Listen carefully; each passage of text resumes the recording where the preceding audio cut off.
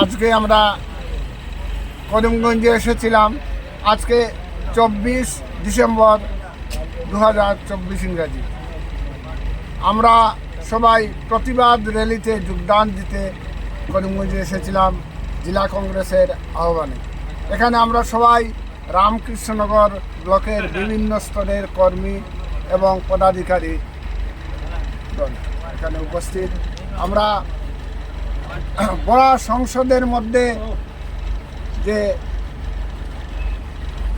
অমিত শাহ ভারতের সংবিধানের প্রণয়িতা ডক্টর বাবা সাহেব ভীমরাও আম্বেদকরের বিরুদ্ধে অবমাননাকর অবজ্ঞাসূচক মন্তব্য করেছেন, তার প্রতিবাদ সমগ্র ভারতবর্ষব্যাপী হচ্ছে।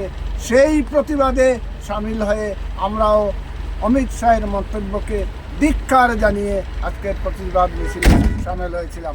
আমরা ভারতীয় জাতীয় কংগ্রেসের সঙ্গে তথা জেলা কংগ্রেসের সঙ্গে একাত্ম হয়ে আজকের প্রতিবাদে আমরা সামিল হয়েছি এবং আবারও বলছি, আমরা অমিত শাহকে তথা ভারতীয় জনতা পার্টিকে ধিক্কার জানাই এই লক্ষারজনক কাণ্ড করবার জন্য।